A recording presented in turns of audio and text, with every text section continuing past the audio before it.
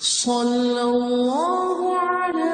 محمد صلی اللہ علیہ وسلم۔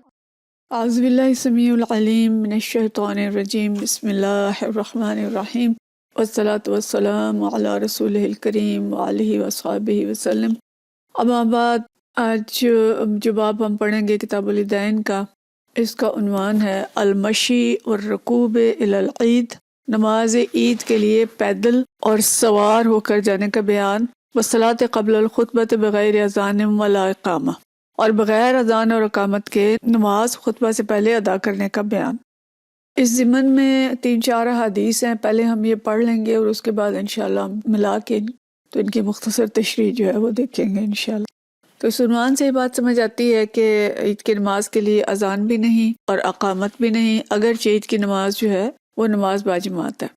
اور دوسری بات یہ کہ ایک آدمی کو اختیار ہے کہ وہ عیدگاہ کی طرف پیدل جائے یا سوار ہو کر جائے، دونوں جائز ہیں۔ حدیث ہے 914، اور حضرت نافع عن عبداللہ بن عمر رضی اللہ تعالیٰ عنہ ان رسول اللہ صلی اللہ علیہ وسلم کان یصلی فی الاضحیٰ والفطر، کہ نبی کریم صلی اللہ علیہ وسلم عید الاضحیٰ اور عید الفطر کی نماز پڑھتے تھے، ثم یخطب بعد الصلاۃ، اور خطبہ نماز کے بعد دیتے تھے۔ اگلی حدیث ہے 915، اور ان ابن جریج اخبرہم قال اخبرنی عطاء عن جابر بن عبداللہ، عطاء بن نبی رباح جابر بن عبداللہ رضی اللہ تعالیٰ عنہ سے بیان کرتے ہیں، قال سمعتہ یقول، کہتے ہیں میں نے ان کو یہ کہتے ہوئے سنا، ان النبی صلی اللہ علیہ وسلم خرج یوم الفطر، کہ نبی کریم صلی اللہ علیہ وسلم عید الفطر کے دن نکلے، فودع بالصلاۃ قبل الخطبہ، تو آپ نے نماز سے ابتدا کی اور اس کے بعد خطبہ دیا، یعنی خطبہ سے پہلے نماز پڑھی۔ اگلی حدیث ہے 916، اور یہ حضرت عطاء بن نبی رباح رحمۃ اللہ علیہ سے ہے، وہ فرماتے ہیں ان ابن عباس ارسل الی ابن زبیر، کہ حضرت عبداللہ بن عباس رضی اللہ تعالیٰ عنہ نے حضرت عبداللہ بن زبیر کی طرف پیغام بھیجا، فی اول ما بویع لہ، کہ جب ان کی ابتدا میں ہی ابھی بیعت ہو رہی تھی تو بیعت کے شروع میں ہی انہوں نے ان کو پیغام بھیجا، انہ لم یکن یؤذن بالصلاۃ یوم الفطر، کہ عید الفطر کے دن نماز کے لیے اذان نہیں کہی جاتی تھی، انما الخطبۃ بعد الصلاۃ، اور خطبہ جو تھا وہ نماز کے بعد ہوتا تھا۔ یعنی یزید کی وفات کے بعد حضرت عبداللہ بن زبیر رضی اللہ تعالیٰ کے ہاتھ پہ لوگوں نے بیعت کی، اور حضرت عبداللہ بن زبیر کے ہاتھ پہ جب بیعت ہوئی تو اس وقت حضرت عبداللہ بن عباس نے ان کو جلدی پیغام بھیجا کہ عید الفطر کے دن نماز کے لیے اذان نہیں ہوتی تھی اور خطبہ بعد میں ہوتا تھا، نماز پہلے ہوتی تھی۔ تو یہ ہم پیچھے پڑھ چکے ہیں کہ مروان نے اس طریقے کو اختیار کیا تھا کہ خطبہ پہلے اور نماز بعد میں، تو حضرت ابن عباس نے اس کو درست کیا اور فرمایا کہ ایسا نہیں ہے، اور حضرت عبداللہ بن زبیر کو یاد کرایا کہ عید الفطر کے دن نماز کے لیے اذان نہیں ہوتی تھی، تو آپ اس سے پہلے اذان نہ کہیں، اور جو خطبہ ہوگا وہ عید کے نماز کے بعد ہوگا۔ ایک دوسرے کو صحابہ کرام رضوان اللہ اجمعین جو ہیں اس طرح سے یاد دہانی کرواتے تھے کہ جو کوئی خرابی کسی بادشاہ نے یا کسی شخص نے کی ہے تو اس کو درست کرا دیں۔ اگلی حدیث ہے 917،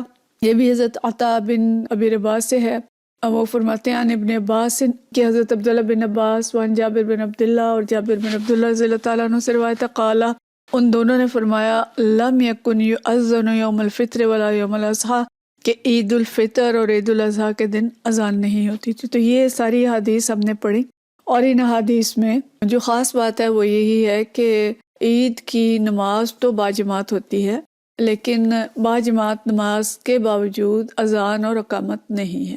تو اگر اذان اور اقامت ہوتی تو یہ جو ساری حدیث ہیں ان کے اندر اس کا تذکرہ ہوتا۔ نماز عید کے موقع پر صرف 2 چیزیں ہیں، عید کی نماز باجماعت اور پھر اس کے بعد خطبہ ہے، اور خطبے اور نماز باجماعت کے ما سوا اور کوئی چیز عیدگاہ کے میدان میں یعنی عبادات میں سے نہیں ہے، اذان اور اقامت بھی نہیں ہے۔ اب اس کی ضرورت کیوں پیش آئی؟ یہ ہم پیچھے پڑھ چکے ہیں کہ خلفائے بنو امیہ میں سے مروان نے اس طریقے کو اختیار کیا تھا، تو محدثین نے اور صحابہ کرام نے فوراً گرفت کی۔ پیچھے ہم نے یہ بھی حدیث پڑھی تھی کہ مروان جب خطبہ دینے کے لیے ممبر پہ چڑھ رہا تھا تو حضرت ابو سعید خدری رضی اللہ تعالیٰ عنہ نے اس کی قمیص پکڑ کے کھینچی تھی، کپڑا کھینچا تھا کہ اوپر نہ چڑھو، اور جو خطبہ ہے وہ نماز کے بعد ہوگا، لیکن وہ کپڑا چھڑا کے خطبہ دینے کے لیے اوپر چڑھ گیا۔ تو صحابہ کرام رضوان اللہ اجمعین ایسے موقعوں پہ خاموش نہیں رہتے تھے اور نصیحت کرتے تھے حکمرانوں کو بھی۔ تو بات ہم یہ کر رہے تھے کہ اتنی حدیث کی ضرورت اس لیے پیش آئی کہ انہوں نے سنت کو بدلنے کی کوشش کی تھی.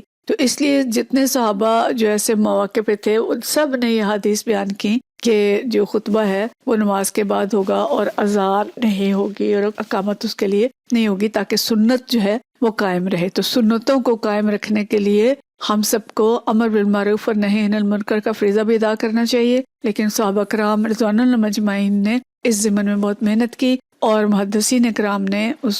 چیزوں کو بہت بیان کیا، اچھے طریقے سے کیا اور بار بار کیا. اگلی حدیث ہے 918 اور اسی موضوع پہ یہ بھی ہے، اور یہ بھی حضرت جابر بن عبداللہ رضی اللہ تعالیٰ عنہ سے ہے. وان جابر بن عبداللہ فرماتے ہیں قال سمعته یقول کہ میں نے انہیں یہ کہتے ہوئے سنا ان النبی صلی اللہ علیہ وسلم قام فبدأ بالصلاة، آپ صلی اللہ علیہ وسلم کھڑے ہوئے اور نماز سے آغاز کیا. ثم خطب الناس بعد، اور لوگوں کو اس کے بعد خطبہ دیا. فلما فرغ النبی صلی اللہ علیہ وسلم نزل، پھر جب نبی صلی اللہ علیہ وسلم نماز سے فارغ ہوئے تو اترے،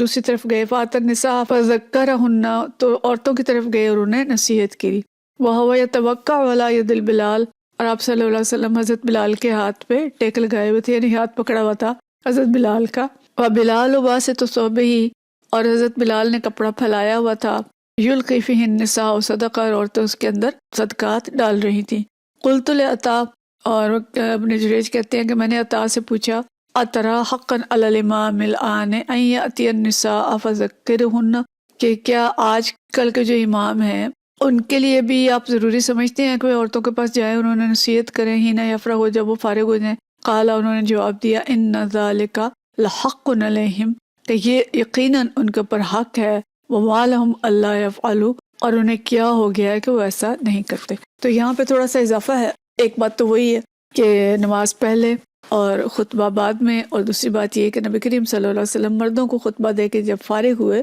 تو پھر عورتوں کی طرف گئے، ان کو الگ سے خطبہ دیا اور ان کو صدقے کی تلقین کی. اور حضرت بلال جو ہیں وہ اپنی چادر پھیلائے ہوئے تھے، ہم تفصیلی حدیث پیچھے پڑھ چکے ہیں، اور خواتین اس میں صدقات ڈال رہی تھیں. تو عورتوں کو الگ خطبہ دینا، کیونکہ عورتیں وہاں اس وقت جو ہے یہ لاؤڈ سپیکر تو نہیں ہوتے تھے، اور عورتیں جماعت میں پیچھے ہوتی تھیں تو دور تک آواز نہیں جاتی تھی. عید میں نمازی ظاہر زیادہ ہوتے تھے، ایک ہی جگہ پہ نماز ہو رہی ہوتی تھی پورے شہر میں، تو اس لیے آپ صلی اللہ علیہ وسلم عورتوں کی طرف الگ گئے اور وہاں جا کے آپ نے عورتوں کو الگ سے نصیحت کی. اور کچھ مسائل ظاہر عورتوں کے ایسے ہوتے ہیں کہ جنہیں الگ سے بھی ضرورت ہوتی ہے کہ ان مسائل کو دیکھا جائے اور ان کو بیان کیا جائے. تو آپ نے خواتین کو صدقے کی تلقین کی اور خواتین نے صدقہ دیا. تو موضوع اس میں یہ بھی ہے کہ آج کے دور میں بھی خواتین کو الگ تعلیم اور نصیحت دی جانی چاہیے. عورتوں کی تعلیم ضروری ہے، عورت نسلوں کی معمار ہے، اور جیسی تعلیم عورت کو دیں گے ویسی نسلیں پروان چڑھیں گی انشاءاللہ. اور اگر